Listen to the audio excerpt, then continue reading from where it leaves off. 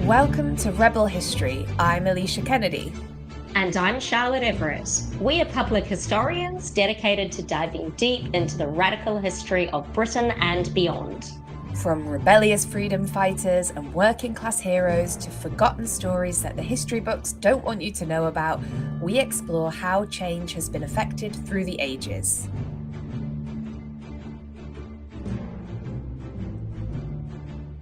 Hello, Charlie. How are you? Hey, Ali, I'm doing all right. How about yourself? Lovely, lovely. Well, we'll jump straight into it today with the Battle of the Keirs, we'll call it, Yeah. um, because the latest big news in the UK in the last week or so is Keir Starmer's resignation as leader of the Labour Party and Mm. therefore as Prime Minister. So the next PM will probably take office sometime in August. It's almost certainly going to be the former mayor of Manchester, Andy Burnham. And if it is, Andy would become the seventh prime minister in the last 10 years. I mean, he's also going to be the seventh Prime Minister to serve Larry the cat, who's Downing Street's chief mouser. And at this point, I'm wondering if Larry's going to see an eighth Prime Minister in his Downing Street tenure, maybe a ninth, Probably. 10th. I mean, Larry's pretty old now, he's been there for what, 15 years. Yeah. Um, but, I mean, look, it's the same thing I always say. We need electoral reform. This system just isn't working with modern politics. No, and to say the most consistent sort of public servant we've had in the last 10 years is a feline. Yeah, it's it says something, but yeah, Larry is, he's experienced now, he's wizened, and yeah, he's pretty consistent. So Yeah. there don't appear to be any challengers to Andy. So that's usually what we call a coronation, so to speak, as leader. Last time that happened, little pop quiz, Charlie. Last time that happened was Oh, I think that would have been Gordon Brown back the year I arrived in the UK, which was 2007. very Yes. good, very good. So Gordon Yeah. Brown, leader of the Labour Party and PM after Tony Blair. He did technically have a challenger who was John McDonnell, but he didn't get enough nominations to make it onto the ballot. So everybody seems Yeah. to be standing behind Andy, or at least pretending to be. So there don't seem to be Yeah. anyone that's going to try to get on the ballot. So yeah, a It's coronation. interesting, isn't it? I mean, I do wonder if there would be more contenders, but they're just thinking it's going to be a bit of a McDonald's situation, maybe. Yeah. It's been very interesting just to watch the past few days, and now that um, uh, Burnham has delivered a maiden speech as well. I was surprised that maybe there wasn't a challenger who maybe wanted to challenge maybe anything that he had to say. But yeah, I'm wondering if people just think they're not going to get the votes, the It nominations. seems so, because yeah, as you say, he's acting basically like he's already won it. So, Mm, mm, mm. so I thought, as we're seeing the back of one Kia, why not take a look at the OG? So the Kia that Starmer is supposedly named after is quite a legend in the mythology of the Labour Party and the early Labour movement, and that, of course, is Keir Hardie. And this first Mm. Keir is the founder of the Labour Party, its first leader, the first Labour member of Parliament. So the legendary status, I'll say, is quite warranted, but we'll try, if we can, to get a sense of who the real Keir was, what he stood for, because his image is quite mythologized, we could say. It Mm. also sort of, slightly depends on who's describing him. His reputation, at least for leader supporters, is on the whole very positive. He's often seen as a great leader, very much a man of principle. He doesn't compromise, he sticks Mm. to what he believes in. Yeah, so I mean, he's already quite different to the current reputation of Keir number 2 in that Mm. regard. You know, he does really stick to what he says, what he believes. But yeah, tell us a bit more about him, Ellie. Like, you know, where does he come from? What's his origin story, so to speak? So, yeah, so he was born in Newhouse, which is a village in New Lanarkshire. Today, it's about 20-minute drive or so from Glasgow. Keir is not his first name. So, strangely, it was his mother's maiden name. So, it's a surname. I think Keir is probably a little bit more common, in fact, as a surname than as a Mm, first name. So, his Christian name, so to speak, was James. And his mother was yeah. Mary Keir, and she was a domestic servant. His dad was a man called William Aitken, who was a miner. And he doesn't really seem to be in the picture. He doesn't have any relationship with his son, meaning that baby James is illegitimate. For the 19th Mm, century, that's pretty taboo. mm. So Mary marries a ship's carpenter called David Hardie, and then young James takes his stepdad's surname. But the Mm. name Keir comes a little bit later. He starts using that when he's a teenager. He starts using that as his first name. So his full name is James Keir Hardie. It's really interesting. Do we know if David, his stepfather, actually ever legally adopted him or if he was just using the name? Oddly enough, it was really similar with my maternal grandfather. He was an illegitimate who ends up taking the name of the man that his mother eventually marries. But there was Mm. never any paperwork. He was never adopted. So when we were trying to trace things, it was actually really difficult because everyone knew him as Noel Smith. And then we found out towards the end of his life that it was actually Noel Betley Cook when we were able to get a a birth certificate for him. And it was quite extraordinary because he didn't know who he was. So when he joined the army in New Zealand, and he had no idea who he was, who his father was, like his real father or anything like that. He didn't even know he'd been born in England. He put on his sign up sheet for the army that his place of birth was Madrid, Spain, because he'd looked in the mirror and thought he looked a little bit Spanish. And then he marries my grandmother, who oddly enough was Gilly. So she was known as Gilly Smith. But it turns out that that wasn't even her name. So her maiden name was Gill. And I only found out that her name was Edith when I was a teenager. So it does make you wonder. I think it was probably quite commonplace in the certainly in the 19th and maybe in the early 20th century as well that people were using different names within the family and so on. So I I wonder how many of us may not realize that our family history is perhaps not quite as it may appear. Yeah, and I think especially with working class families, Mm, it can be very difficult when you're coming to try to, do a family tree or have a look at your family history because yeah, that when that would happen, there's almost no record of it. But I just love um your grandfather sort of looking in the mirror and thinking that, hmm, yeah, Spanish, that'll do. It's Well, great. that's what prompted me. I got so caught up in this. I thought I started to believe the myth, even though I had the birth certificate saying he was born in Salford. I thought, well, he must have Spanish ancestry because I started to look at him and look at my mother and think, there's something in me that's not British. And I went and got my ancestral DNA done 88% English, 2% Irish, bit of Welsh, bit of Scottish, and then like just a sprinkling of Danish. So I'm like, okay, yeah, I'm Yeah, British. Nothing yeah, exotic, nothing pretty more British. exotic than that in there.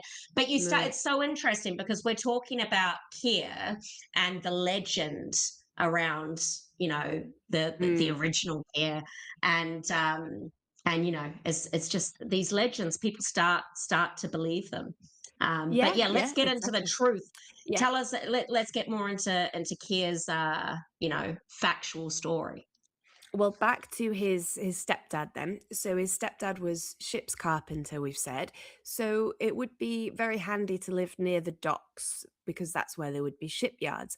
Of course, Glasgow at this time is really the place to be. Glasgow's river is the Clyde. so what we call Clydeside, which is quite a large area.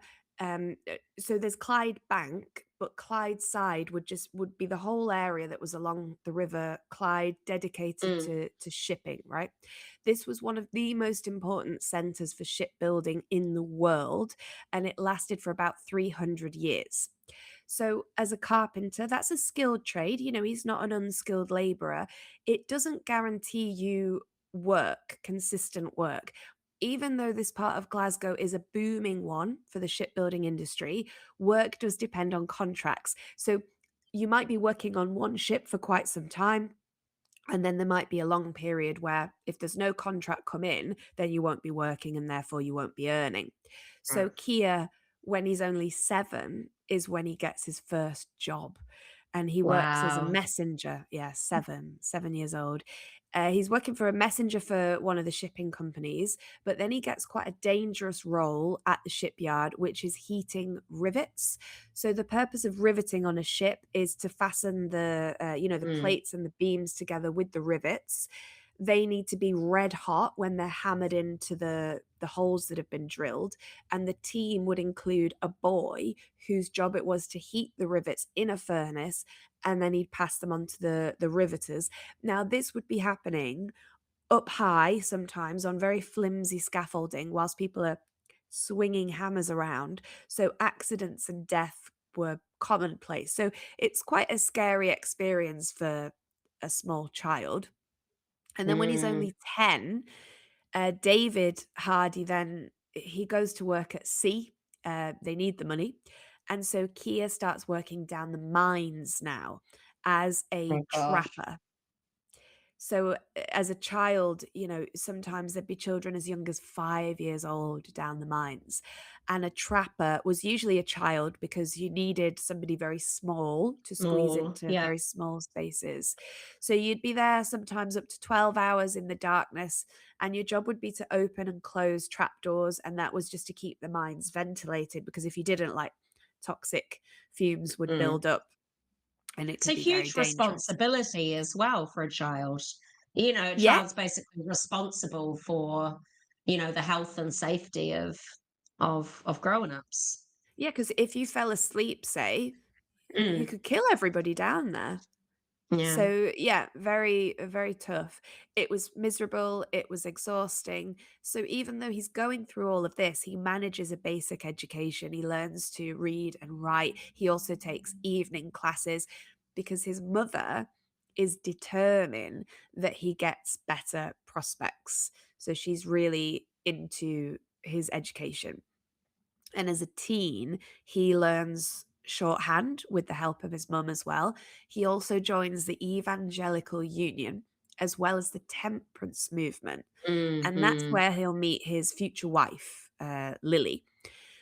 But it was really this work in the mines that's when we begin to see Keir, the socialist, the politician, because it was here that he becomes a voice for his fellow workers as a trade unionist. Now, we talk a lot about the Chartist movement, very large working class movement. By this time, this had already disbanded. So, from about 1848, the Chartists are kind of disintegrated, but the trade union movement was now gaining a lot of momentum. So in 1871, we've got the Trade Union Act that legalizes unions. And in Scotland, industries like coal mining, heavy manufacturing, shipbuilding, they begin to heavily organize and unionize. So fast forward to 1879, he's now the miners' agent for the Lanarkshire Miners' Union. And a few years later, in 1886, he actually helps establish the Scottish Miners' Federation and he becomes the secretary. So he's now known as quite an agitator in the miners' industry. Mine owners and bosses are quite wary and suspicious of him. He's also started doing a bit of writing at this time. So he writes for a few journals and he even launches his own, which is called The Miner. So he's pretty busy. Yeah, yeah, and he's developing the skills as well that are going to be really useful to him Mm. as a politician. But how does he actually move into politics itself? How does he become a politician? So, if we look at this time, the two main parties, we've got the Tories, the Conservative Party, and we have the Liberal Party. The Liberal Mm, Party is led by the four-time Prime Minister William Gladstone. Now, there'd be things that Gladstone and the Liberals stood for that Hardie agreed with. So, when Hardie first kind of gets into politics, a lot of that stuff would be things that Liberals would be on board with anyway. The most obvious was Home Rule for Ireland, whose mm. parliament had been abolished in 1801. From the way that he spoke, Gladstone, like Keir, appeared to be quite anti imperialist, so not really comfortable with that rapid expansion of the empire. But then, Gladstone would contradict himself on that a bit. Both men seemed to view politics through, I would say, quite a strong moral lens. They took it very, very seriously. They were also all about self improvement as people. They were both opposed to the House of Lords, and they both supported the temperance movement as well. So, where they differ is that Gladstone and the Liberals believe strongly in free trade, low taxes, and very little spending from the government. Yeah, not totally radical though, right? So I guess for Keir, the Liberal Party wouldn't have gone far enough, wasn't proposing enough reform, not really doing enough for the needs of the working class. Yeah, that's right. So he first stood as an independent for Mid-Lanark, and he Mm, lost pretty badly. And okay. this is when, together with some of the disillusioned liberals, the Scottish Labour Party is first created. So before the Independent Labour Party, what would become known as the Labour Party, it's the Scottish Labour Party that's created first. This is the first socialist political party. It's the first one Mm, committed to Labour representation. Now, Keir says liberalism is one thing, socialism is quite another. And the new Labour Party is socialistic. So he didn't get that first, he didn't let that first loss get in the way. And in 1892, he stands for West Ham now in London, and there he wins and he finally enters Parliament. So the following year, that's when he helps create the Independent Labour Party and he becomes its chairman, and he would be so for about 8 years. So we'll have a look at campaign poster, which I'll put up here as well, of Keir, because we've love talked about this. his yeah, his origin story. We might find those personality elements of, his legendary character, but what about his image? So this is formed when he first enters Parliament. So what do you think of his image and how he presents himself in the posters? I mean, I just think he looks epic. He just really just looks like a character. Um, He does look like a proper character. So he yeah, he wears what's sometimes there's described as a a cloth deer hat, stalker. right? Yeah. But it's a deer stalker, and he'd be wearing a tweed suit, and he wore this the first day he went to Westminster. And we might think, well, so what? What does it matter what he wears into Yeah. Parliament?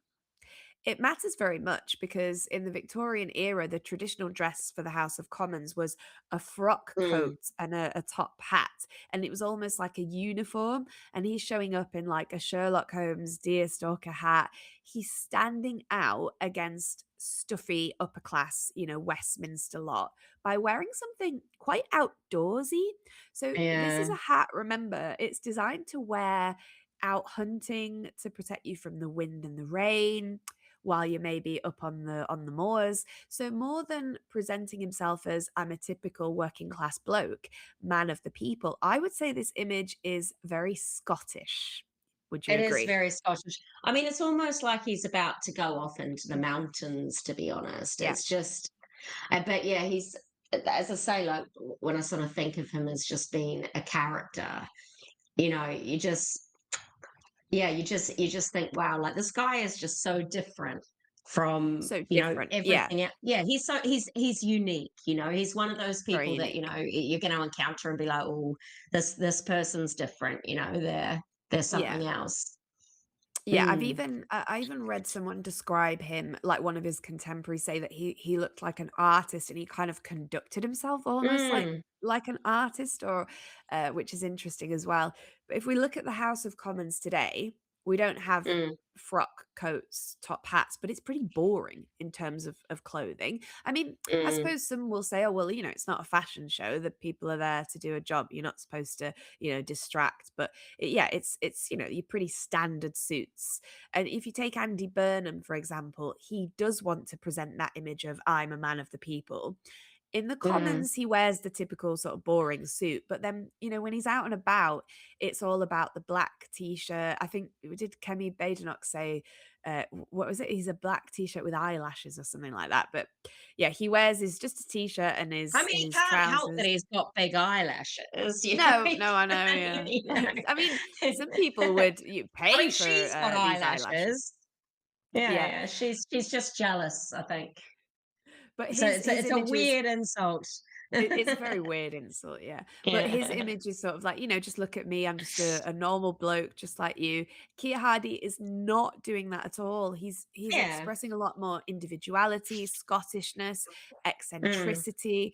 That's a lot. That's It's the very, word very I was looking for. confronting. Yeah, Eccentricity. Yeah, yes, yes, yeah. When I was saying he's a character, he just looks very eccentric. he But does. Yeah, I feel that the way in which he's presenting himself, and not to, I want to give Andy a chance and all, but it feels much more sincere the way that Keir Hardie has gone about presenting himself. maybe. I mean, Yeah. and I think that's probably his idea. I mean, I guess you could say that it's more of a show. Mm, But others might say that he's being himself. Um, mm, if you look at Hannah Spencer, for example, of the Green Party, she mm, would be like the opposite to Andy Burnham in that she has wanted to wear pops of color or be a bit more creative, just, wear what she usually mm. wears in the House of Commons and is absolutely slated for it. Jeremy Corbyn, when he was younger, he was made fun of for wearing his knitted jumpers. So anything that's a bit unusual or individual, I Yeah. suppose, is confronting usually at Westminster, right? Yeah, I mean, I suppose that happens out in the wild anyway, but I just think it's very strange, this commentary, and it's a consistent commentary around what politicians are choosing to wear. And it does feel like some bizarre strategy to somehow discredit them. Like, if you're dressing strangely, then no one should listen to you. um, but I remember that kind of sudden media frenzy around Theresa May, when she, about her leopard print plimsoll Yeah. shoes. And she'd worn those forever, and all of a sudden everyone's making a fuss about it. Now obviously she's a conservative, but I do remember that that all sort of coincided with Boris Johnson and others challenging her leadership. Mm. So it does feel like, okay, you can't take this woman seriously because of the shoes she's wearing. And yet one of well, I mean, I know Boris wasn't exactly saying that, but no one was saying, oh well, we can't take Boris Johnson seriously because he clearly has the inability to run a comb through his hair, Yeah. and can't buy a suit that's the right size, which is all done intentionally, because you'd see him sort of fluffing up his hair Mm. before he went in front of the cameras. But I do think that generally women politicians are held to higher scrutiny, in various Definitely. ways, not just their fashion than their male counterparts. But I think the same is true of left-leaning politicians, both men and women. And the criticism just gets quite ridiculous. So I had a woman on one of my tours. It would have been a couple of years back now, and she was a Labour councillor, and she said that people always have something to say about what you're wearing to work. So if she wears a suit, she gets mocked and ridiculed for trying to be a Tory. Like, Mm. apparently only Mm. Tories wear suits. And then if she dresses down a little, like a bit more sort of smart casual, she's accused of like not looking professional enough. So you just can't win, Can't really. win. Yeah, yeah. Mm, So, yeah, no, it is very strange, as you say. So to sort of sum up then so far, this saintly image of our Keir so far is working class hero, proud Scot, agitator, and another thing would be mm, this strong sense of morality that he's seen as someone who always stuck to his principles, to the principles of socialism. There's a Mm, biographer called Bruce Glacier, I think you pronounce it, and he said this about Keir. Keir Hardie was the greatest agitator of his day. He stood in many respects unprecedented as a working class leader in mm, our country.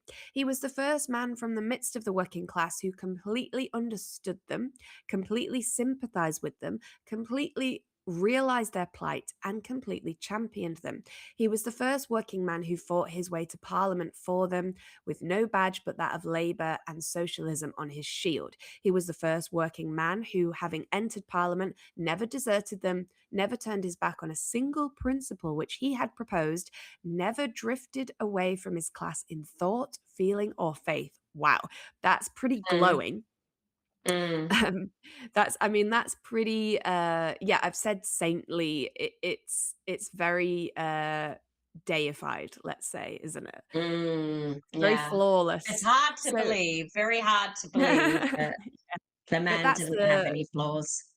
yeah, that's the man, the myth, the legend kind of. So Mm, he did suffer, a lot of defeats, political setbacks. Of course, he never sees a Labour government before he dies. By all accounts, he doesn't seem like an easy person to get along with. He wasn't well liked at Westminster. He didn't have many other politician friends. So maybe, he wasn't very good, or he just wasn't very interested in playing the politician, which some people really admire. He's so revered, though, not just in radical history, but even in modern Labour, as the real foundation of the movement, the true values of Labour personified, which is kind of funny because for many on the harder left, this would be the opposite of Labour today in their view, right? yes, absolutely. So he can't, you said it can't all be true. He can't be so perfect. He is, of course, he's just a human being. One saintly quality that's also stuck with his image is that of devoted family man. So I mentioned, Mm, he met his wife Lily. They got married in 1880, and his work would take him all over the place. He's an active MP in Westminster, but he never lived full time in London. So he remained at the family home in Cumnock, which is an Ayrshire town south of Glasgow. And funny enough, actually, Andy Burnham has said that if he gets into number 10, he might not live there full time and he'd have a sort mm. of number 10 in the north, right? So that's a big thing because yeah, most prime ministers have always lived at number 10.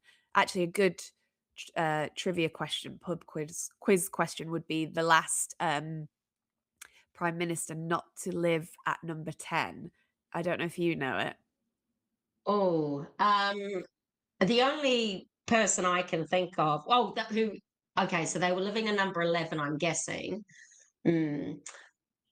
Was it Theresa May? No, she was in 10 because she had no She children. was in It 10. was someone, it was someone conservative. Was it David Cameron because he had loads of kids or something like that? No, It he was did one of live them. mostly at number 10. It wasn't one of them. It was Harold Wilson. Really? Yeah, but the hilarious thing is, do you know where he lived? Where? He just lived like round the corner in Westminster. So, Really? yeah. So it was I'm like, oh, I'm not sure going to that live at some, number I'm 10. sure, no, no, I'm sure that some of the Tories were house swapping. I'm convinced of it. Oh, But well, by probably. house swapping, I mean like they were still using number 10 as an office, but the residence in number 11, which is usually the home of the Chancellor, is bigger. So Yeah. I think, yeah, prime ministers who have had larger families have wanted to live in number 11. But yeah, maybe the trivia question is more who didn't live Downing Yeah, Street he itself. didn't live there, like, officially, but I just think Yeah. it's funny that you make a big thing of, like, "I'm not gonna live there," but you literally live 5 minutes away Yeah, in, like, I a I don't I super don't affluent area. obviously didn't want to do the redecorations that they're always doing in there. Just couldn't be Um, bothered. but if there's number 10 in the north, I'm assuming Andy would still need to come down once a week for prime minister's questions. Yeah, I suppose So so. is he going to be taking the train, and is he the man of the people going to be traveling in just kind of regular class train? Is he going to be first class? Is he going to be taking a private car? These are all questions that I would like to know the answer to, because Well, he maybe must once he's take had a bit of a taste of the, London Manchester commute, a the commute. trains Yeah, might get sorted a bit because he'll realise it's not really a very hopefully. reliable commute. Yeah, let's see. Yeah, it'd be So interesting. mm, so yeah, back to, Lily, Kia's wife. We've got this story, this narrative. She doesn't want to be in London. I want to have this normal, quiet family life that I'm devoted to. I don't want to put her through that. But actually, some people have said that Lily, on Mm, more than one occasion, said, "Actually, I'd quite like to go to London with you, Kia." And he's like, "No, you wouldn't like it." And he just doesn't take her. So is he really, mm. this doting husband that we're led to believe in? He might not have gotten along with everyone. He didn't do too bad with the ladies. One particular lady he gets along very well with is Sylvia Pankhurst, right? Yes, yes, absolutely. I mean, you've heard us mention Sylvia and her famous family before, but I suppose one of the things that did set Sylvia apart from her mum Emmeline and her older sister Christabel is that her loyalty remained very much to the Labour movement. So I think that is certainly something that she and Keir had in common. The Pankhursts were among the first to join Keir's Independent Labour Party. And being a close family friend, Keir had gotten to know Sylvia in her youth. Um, just to kind of paint the picture as well, there is a 26-year age gap between them. Yep. So he's 26 years older than Sylvia. But the two didn't really start to become close until 1904, which is when Sylvia moves to London to attend the Royal College of Art. And Emmeline and Christabel, in their co founding of the Women's Social and Political Union, were very clear that the organisation should not be associated with any political party. And this was to attract conservative women to join them in the struggle for votes for women, which, makes sense. But Mm. eventually, both Emmeline and Christabel, they do end up abandoning their socialist roots in the process, whereas Sylvia, on the other hand, is absolutely determined to have this movement for women's suffrage that's very closely aligned with the Labour Party. And her steering the East London Federation, which she was leading, in the direction when that direction resulted in her getting kicked out of the WSPU itself, resulted in the East London Federation being disbanded. But she wasn't discouraged. She just basically rebranded as the East London Federation of Suffragettes. And she continues leading this movement that's very closely connecting women's suffrage with working class liberation, which was something that, the temperance movement, also was very much their vision. Um, and I think, it's undoubtedly Keir was very impressed by Mm. Sylvia. And, he very much cheers her on as her ally. He was her mentor. But, he also, in a way, saw himself as her equal and her friend. And they had this shared conviction for women's liberation. They were both anti war, for the working classes. So it's, I guess, not surprising that a romantic and sexual relationship ends up developing between them. And I think it's important to note Kira's, he hasn't split up from Lily. He's still Mm. a married man. Um, and this relationship between Sylvia and Keir actually continues until Keir's death in 1915. And following his death, Sylvia describes Keir as the greatest human being of our time, which is pretty extraordinary praise. And is a view shared by generations of socialists, actually. But she even goes on to name her only child in part after Keir. So her Wow. child, yeah, her son was named Richard Keir Pethick Pankhurst, which is kind of cool because Keir, again, wasn't Keir's first name. Mm. Richard was actually her father's name, Richard Pankhurst. And just to clarify as well, Keir is not the father Yeah. of this boy. So the young Pankhurst boy wasn't born until 1927, so some years after Keir had passed away. But in 1956, Sylvia donated two portraits she had painted of Keir to the National Portrait Gallery here in London.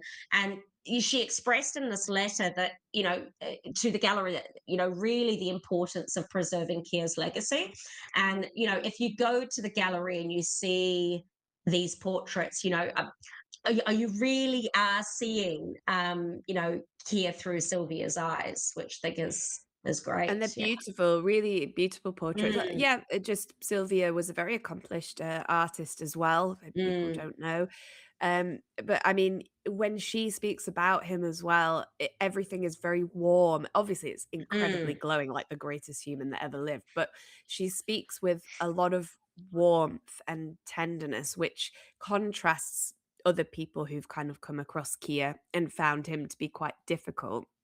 But mm. this affair, this romance is not easy to actually to find a lot of information about. It's not No. because it breaks with our, moral legend of Mm, Keir.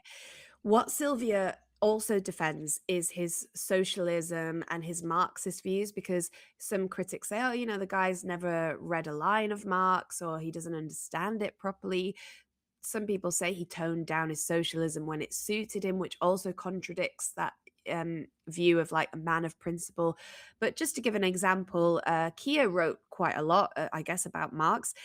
He says socialism will abolish the landlord class, the capitalist class, and the working class. That is revolution. That the working class, by its actions, will one day abolish class distinctions. Now, I guess, mm.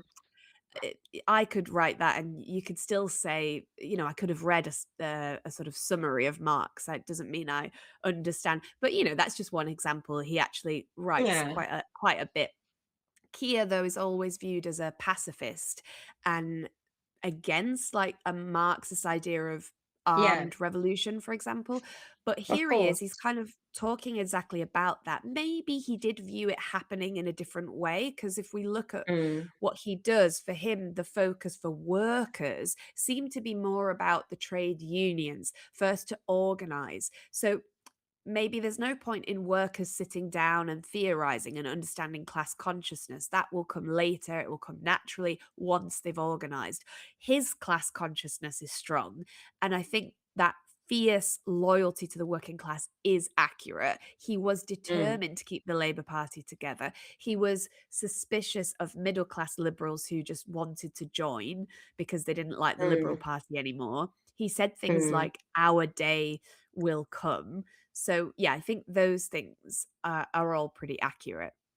Yeah, absolutely. Sylvia actually wrote an article in 1921 called The Forgotten Keir Hardie.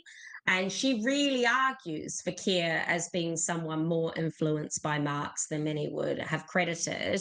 And I think there's a huge amount of evidence for this. And just because he didn't perhaps agree with Marxism in its entirety doesn't mean that he wasn't receptive to Marxist ideas generally.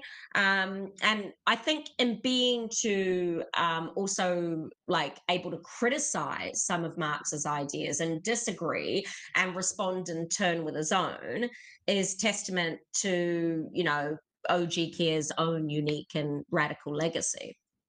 I mean, he had a portrait of Marx in Mm, his study. So, but again, a socialist who is a Marxist for the modern Labour mm, in Britain, it's uncomfortable. So maybe that's a reason why this is played down essentially.